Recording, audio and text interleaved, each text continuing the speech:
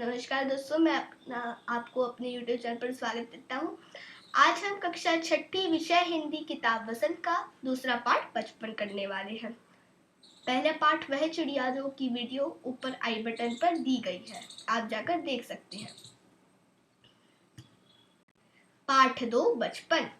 मैं तुम्हें अपने बचपन की ओर ले जाऊंगी। मैं तुमसे कुछ इतनी बड़ी हूँ कि तुम्हारी दादी भी हो सकती हूँ, तुम्हारी नानी भी, बड़ी बुआ भी, बड़ी मौसी भी। परिवार में सभी लोग मुझे जीजी कहकर ही पुकारते हैं। हाँ, मैं इन दिनों कुछ बड़ा बड़ा यानी उम्र में सियाना महसूस करने लगी हूँ, शायद इसलिए कि मैं पिछले शताब्दी में पैदा हुई थी। मेरे पहनने ओढ़ने में भी काफी बदलाव आए हैं। तो यहाँ पर लेखिका कहती है कि मैं आपको अपने बचपन की ओर ले जाऊंगी, यानी उनके बचपन की ओर। और वह कहती है कि वह हमसे इतनी बड़ी है कि वह हमारी दादी भी हो सकती है, हमारी नानी भी हो सकती है, हमारी बुआ भी हो सकती है और हमारी बड़ी मौसी भी हो सकती है। परिवार में उन्हें सभी लोग जीजी कहकर पुकारते हैं। और वह कहती है कि मैं इन दिनों में कुछ बड़ा बड़ा सियाना महसूस करने लगी हूँ, क्योंकि वह पिछले शताब्दी में पैदा हुई थी। मेरे पहनने ओढ़ने में भी काफी बदलाव आ गए हैं। पहले मैं रंग बिरंगे कपड़े पहनती थी, नीला, जामुनी, ग्रे, काला, चॉकलेटी। तो वह कहती है कि पहले वह नीला, जामुनी, ग्रे, काला और चॉकलेटी रंग के कपड़े पहनती थी। अब मन ऐसा करता है कि सिर्फ सफेद ही पहनूं। तो वह कहती है कि अब मन मेरा ऐसा करता है कि सिर्फ मैं सफेद ही पहन लूं। गहरे नहीं, हल्के रंग। मैंने पिछले दशकों में तरह तरह की पोशाकें पहनी हैं। पहले फ्रॉक, फिर निक्कर वाकर, फिर स्कर्ट, फिर लहंगे, फिर गरारे और अब चूड़ीदार वाले घेरदार कुर्ते। तो उन्होंने कहा कि उन्होंने उनके अपने बचपन में पहले उन्होंने फ्रॉक पहना था, फिर निक्कर वॉकर पहना, फिर स्कर्ट पहना, फिर लहंगे पहने, फिर गरारे और चूड़ीदार कुर्ते भी पहने थे जब वह बड़ी होने लगी। तो आगे चलते हैं। बचपन के कुछ फ्रॉक तो मुझे अब तक याद है। हल्की नीली और पीली धार वाली फ्रॉक, गोल कॉलर और बाजू पर भी गोल कप, एक हल्का गुलाबी रंग का बारीक चुनटों वाला घेरदार फ्रॉक, नीचे गुलाबी रंग की फ्रिल। तो वह कहती हैं कि बचपन के कुछ फ्रॉक तो मुझे अभी भी याद है। उन्होंने बचपन में हल्की नीली और पीले रंग के फ्रॉक पहने थे, गोल कॉलर वाले फ्रॉक पहने थे, बाजू पर भी गोल कफ था उसका, एक हल्का गुलाबी रंग का बारीक चुन्नटों वाला घेरदार फ्रॉक। उन्होंने गुलाबी रंग के भी चुन्नटों वाले घेरदार फ्रॉक पहने थे, नीचे गुलाबी रंग की फ्रिल और नीचे गुलाबी रंग की फ्रिल पहनी थी। उन दिनों फ्रॉक के ऊपर की जेब में रुमाल और बालों में इतराते रंग बिरंगे रिब्बन का चलन था। लेमन कलर का बड़ा प्लेटों वाला गर्म फ्रॉक जिसके नीचे फर टंगी थी। 2 ट्यूनिक भी याद है, एक चॉकलेट रंग का और अंदर की कोट प्याजी, दूसरा ग्रे और उसके साथ सफेद कोटी। तो उन्होंने कहा कि उन दिनों जो फ्रॉक के ऊपर जेब में रुमाल और बालों में इतराते रंग बिरंगे रिब्बन का चलन था। तो पहले फ्रॉक में ऊपर भी जेब हुआ करती थी और रिब्बन भी थी उसमें। लेमन कलर का जो था, उन्होंने एक बड़ा प्लेटो वाला गर्म फ्रॉक जिसके नीचे फर टंगी थी वह भी पहना था। 2 ट्यूनिक भी याद है, एक चॉकलेट रंग का था और एक कोटी प्याजी, दूसरे ग्रे और उसके साथ सफेद कोटी। तो दूसरा ग्रे रंग का था और एक सफेद कोटी। मुझे अपने मोजे और स्टॉकिंग भी याद है, यानी उनके पास मोजे की स्टॉकिंग थी। बचपन में हमें मोजे खुद धोने पड़ते थे, वह नौकर या नौकरानी को नहीं दिए जा सकते थे, इसकी सख्त मनाही थी। तो बचपन में कहती है कि जैसे आजकल नौकर या नौकरानी हमारे घर में हो गया, वह हमारे काम करते हैं, लेकिन पहले हम बच्चों को जो था खुद कपड़े धोने पड़ते थे। हम बच्चे इतवार को सुबह इसी में लगाते, धो लेने के बाद अपने अपने जूते पॉलिश करके चमकाते। जब जूते कपड़े या ब्रश से रगड़ते तो पॉलिश की चमक उभरने लगती। तो उन्होंने कहा इतवार यानी संडे को, रविवार को की सुबह जो थे वह इसी में काम करते थे, क्योंकि उन्हें स्कूल भी जाना होता था। धो लेने के बाद वह अपने अपने जूते को पॉलिश करके चमकाते थे। जब जूते कपड़े या ब्रश से रगड़ते तो पॉलिश की चमक उभरने लगती। सरवर मुझे आज भी बूट पॉलिश करना अच्छा लगता है। मतलब उन्हें अभी भी जो जूते हैं वो पॉलिश करना अच्छा लगता है। हालांकि अब नई नई किस्म के शू आ चुके हैं। अब उन्होंने कहा कि नए नए किस्म शू यानी जूते आ चुके हैं। कहना होगा कि यह पहले से कई ज्यादा आरामदेह है। हाँ, क्योंकि उनके अंदर सॉफ्ट मटेरियल से वो बनकर आ रहे हैं। हमें जब नए जूते मिलते तो इसके साथ छालों का इलाज शुरू हो जाता। तो उन्होंने कहा कि जब वह नए जूते पहनती थी तो उसके साथ जो छाले थे उनके पैरों में आ जाते थे, उसका भी जो था इलाज शुरू हो जाता था। आगे चलते हैं। जब कभी लंबी सैर पर निकलते तब अपने पास रुई जरूर रखते। जूता लगा तो रुई मोजे के अंदर। हाँ, तुम्हारे बचपन में तो अब बहुत कुछ फर्क हो चुका है। तो उन्होंने कहा कि हम जब भी लंबी सैर पर निकलते, आप देख सकते हैं यहाँ पर एक लेखिका का चित्र भी दिया हुआ है, तो वह अपने पास रुई जरूर रखती थी। जूता लगा तो रुई मोजे के अंदर। हमारे तुम्हारे बचपन में तो बहुत कुछ फर्क आ चुका है। तो उन्होंने कहा कि हमारे बचपन में और उनके बचपन में बहुत कुछ फर्क है।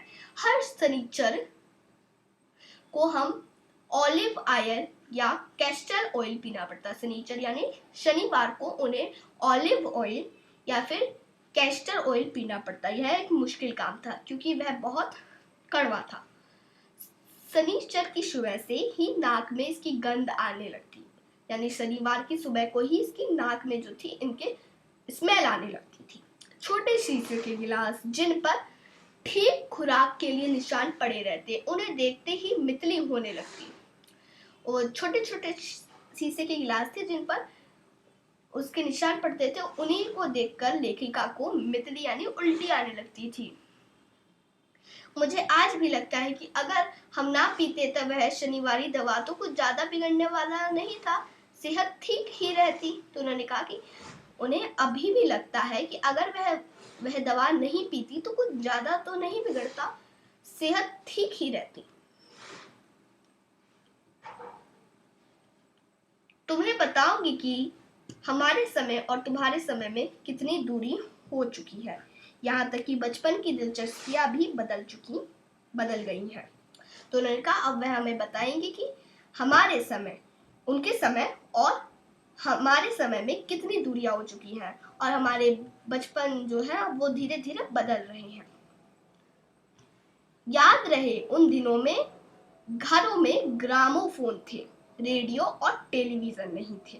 हमारे बचपन की कुल्फी आइसक्रीम हो गई है, कचौड़ी समोसा पेटिज में बदल गया है, शहदूत और फांसे की खसखस के शरबत कोक पेप्सी में। तो उन्होंने कहा कि याद रहे कि उन दिनों जो थे हमारे पास फोन, रेडियो, टेलीविजन और कंप्यूटर नहीं थे, सिर्फ और सिर्फ ग्रामोफोन थे।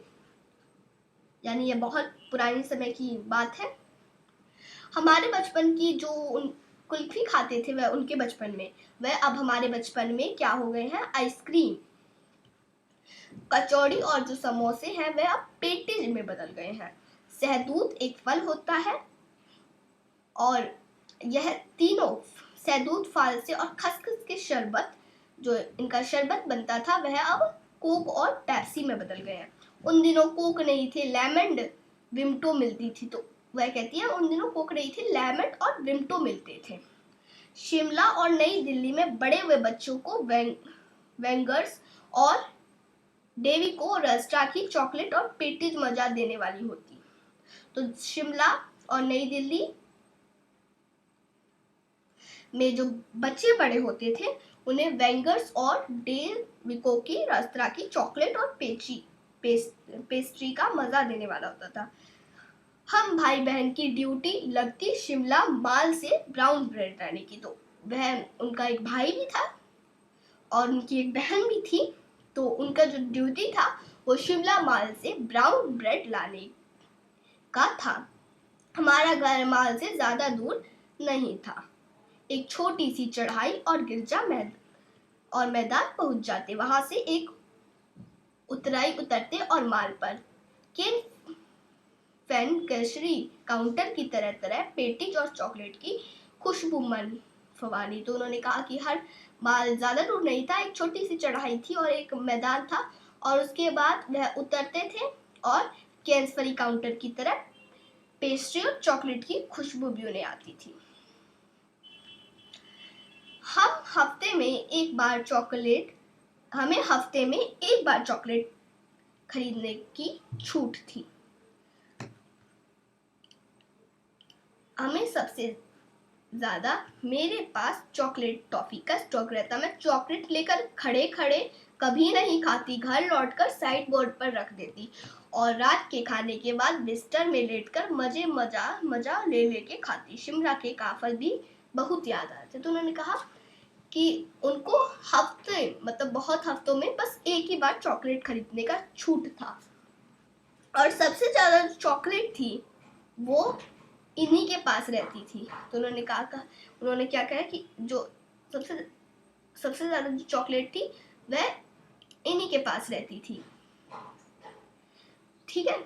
और वह जो थी कभी भी रोड पर खड़े खड़े होकर के नहीं खाती, घर लौटकर साइड बोर्ड पर रख देती थी और फिर रात के खाने के बाद बिस्तर में लेटकर मजा ले ले खाती। शिमला के काफल भी बहुत याद आते हैं, खट्टे मीठे, कुछ एकदम लाल, कुछ गुलाबी, रस भरी कसलम। सोच कर ही मुंह में पानी भर आए, उन्हें ये सब सोच कर ही उनके मुंह में पानी आ गया। एक और गजब की चीज, आग पर भूने जाते और फिर छिलके उतार कर मुंह में। उन्होंने कहा चेस्टनट और एक गजब की चीज थी जो आग पर भूने जाते थे और फिर उसके छिलके उतार उतार के वह मुंह में बहुत प्रेम से खाती थी। चने जोर गरम और अनारदान का चूर्ण। हमें चने जोर गरम की पुड़िया जो तब थी अब वह नजर भी आती है। जो पुराने जमाने में जो चने जोर गरम की पुड़िया थी वह अभी भी नजर आती है। पुराने कागजों से बनी हुई उस पुड़िया में निरा हाथ का कमाल था, यानी हाथों का कमाल था। नीचे से तिरछी लपेटे हुए थे, ऊपर से इतनी चौड़ी कि चने आसानी से हथेली पर पहुंच जाए। एक वक्त था जब फिल्म का गाना चना जोर गरम बाबू चना जोर गरम, मैं लाया मजेदार चना जोर गरम, यह गाना जो था वह उस वक्त चलता था। उन दिनों स्कूल के हर बच्चों को आता था।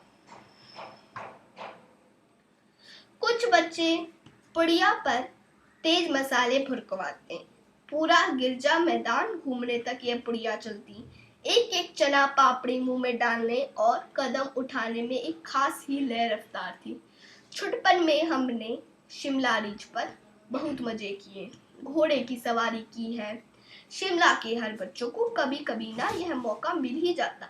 तो उन्होंने कहा कुछ बच्चे जो थे पुड़िया पर तेज मसाले भुरकवाते थे, पूरा गिरजा मैदान घूमता, यहाँ तक कि एक एक चना पापड़ी मुंह में डालने, चना पापड़ी एक एक चना पुपड़ी मुंह में डालते थे। छुटपन में हमें शिमला रीज पर बहुत मजे किए, घोड़े की सवारी।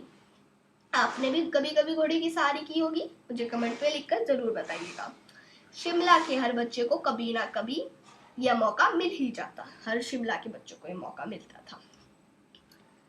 हम जाने क्यों घोड़े को कुछ कमतर करके समझते, उन पर हंसते थे। नन्हीहाल के घोड़े खूब हिरशत और खूबसूरत, उनकी बात फिर कभी। शाम को रंग बिरंगे गुब्बारे, सामने झाकू का पहाड़, ऊंचा चचड़ की घंटी बजती तो दूर दूर तक उनकी गूंज फैल जाती। लगता इसके संगीत से पूर्व यीशु स्वयं कुछ कह रहे हैं। सामने आकाश पर सूर्य अस्त हो रहा है, गुलाबी सुनहरी धारियां नीले आसमान पर फैल रही है। दूर दूर फैले पहाड़ों के मुखड़े गहराने लगे और देखते देखते बतिया टिमटिमाने लगी। रीछ पर रौनक और माल की दुकान चमक के भी क्या कहना, स्कैंडल पॉइंट की भीड़ से उभरता कोलाहल। तो उनका सामने आकाश पर सूर्यास्त हो रहा था। गुलाबी सुनहरी धारियां नीले रंग आसमान पर फैल रही थी। दूर दूर फैले पहाड़ों के मुखड़े गहराने लगे थे। ठीक है। माल की दुकान की चमक के भी क्या कहना, स्कैंडल पॉइंट की भीड़ से उभरता कोलाहल। तो उन्होंने कहा कि माल की जो दुकान है उसका भीड़ से जो था उभरता कोलाहल था।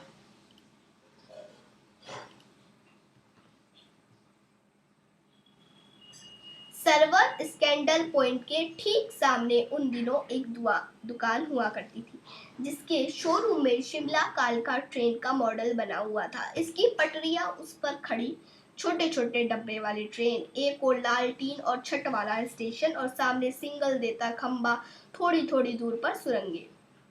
उन्होंने कहा कि सर्वर जो था स्कैंडल पॉइंट के ठीक सामने जो था एक दुकान हुआ करता था जिसके शोरूम में शिमला कालका ट्रेन का मॉडल बना हुआ था। पिछली सदी में तेज रफ्तार वाली गाड़ी वही थी। कभी कभी हवाई जहाज भी देखने को मिलते। दिल्ली में जबकि उनकी आवाज आती, बच्चे उन्हें देखने बाहर दौड़ते। दिखता एक भारी भरकम पक्षी जो उड़ रहा है पंख फैलाकर, यह देखो, और वह गायब। उसकी स्पीड ही इतनी तेज लगती। हाँ, गाड़ी के मॉडल वाली दुकान के साथ एक ऐसी दुकान थी जो मुझे कभी नहीं भूलती। यह वह दुकान थी जो मेरा पहला चश्मा बना था। वहाँ आंखों के डॉक्टर अंग्रेज थे। मतलब उन्होंने कहा कि वहां पर अंग्रेज डॉक्टर थे आंखों के। शुरू शुरू में चश्मा लगाना बड़ा अटपटा लगा। छोटे बड़े मेरे चेहरे की ओर देखते और कहते, आंखों में कुछ तकलीफ है, इस उम्र में ऐनक दूर पिया करो। तो जो छोटे बड़े थे वो देखते थे, लगता है इसकी आंखों में कुछ तकलीफ है, वैसे कहते थे। और ऐनक यानी चश्मा दूध पिया करो। मैं डॉक्टर को कहा दोहरा देती कुछ देर, मतलब उन्होंने दोहराना यानी कुछ देर पहनूंगी तो कुछ देर पहनूंगी तो ऐनक उतर जाएगी। वैसे डॉक्टर साहिब ने पूरा आश्वासन दिया, लेकिन चश्मा तो अब तक नहीं उतरा। नंबर बस कम ही होता रहा। मैं अपने आप इसकी जिम्मेवार हूँ। जब आप दिन की रोशनी को छोड़कर रात में टेबल लैंप के सामने काम करेंगी तो इसके अलावा और क्या होगा। हाँ, जबकि पहली बार मैंने चश्मा लगाया तो मेरे एक चचेरे भाई ने मुझे छेड़ा, देखो देखो कैसी लग रही है। तो उन्होंने कहा कि वैसे डॉक्टर साहब ने पूरा आश्वासन दिया था, लेकिन अभी तक तो चश्मा मेरा उतरा ही नहीं है। वह बहुत बूढ़ी हो चुकी है लेकिन अभी तक जो चश्मा है वो उतरा नहीं है। मैं भी चश्मा पहनता हूँ।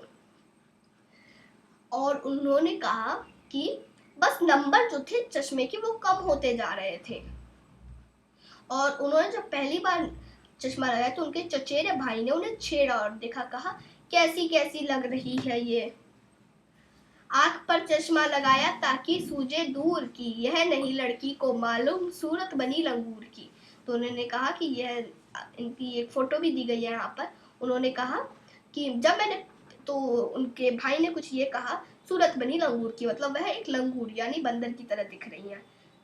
मैं किसी की मुझ पर यह क्यों दोहराया जा रहा है, पर शेर बुरा न लगा। उन्हें लगा कि मेरे ऊपर ये क्यों कहा जा रहा है, लेकिन उन्हें शेर था बुरा नहीं लगा। ये शेर, छोटा सा ये शेर।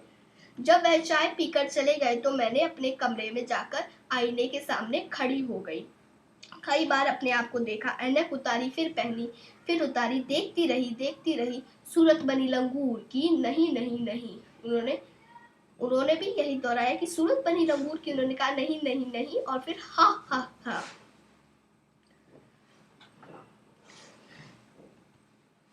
मैंने अपने छोटे भाई को टोपा उतारकर सिर पर रखा। कुछ अजीब लगा, अच्छा भी है और मजाकिया भी। तब की बात थी, अब तो चेहरे के साथ घुल मिल गया है। चश्मा जब कभी उतारा हुआ होता तो चेहरा खाली खाली लगने लगता। याद आ गया वह टोपा, काली फर्म का चश्मा और लंगूर की सूरत। हाँ, इन दिनों शिमला में मैं सिर पर टोपी लगाना पसंद करती थी। मैं कई रंगों की जमा कर लेती, कहा दुपट्टे को ओढ़ना और कहा सहज सहज सुमिता वाली हिमाचल टोपी। उन्होंने जब अपने छोटे भाई का टोपा उतार कर सर पर रखा तो उन्हें कुछ अजीब लगा, अच्छा भी लगा और थोड़ा मजाकिया भी। तो ये थी इनकी कहानी, उनकी बचपन की। ये हमारा पार्ट 2 बचपन था। इनकी जो लेखक है उनका नाम है कृष्ण सोबती। तो धन्यवाद।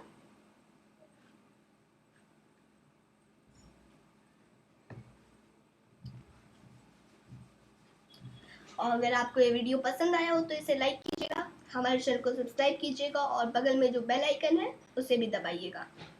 चलिए मिलते हैं हम आपको अपने नेक्स्ट वीडियो में।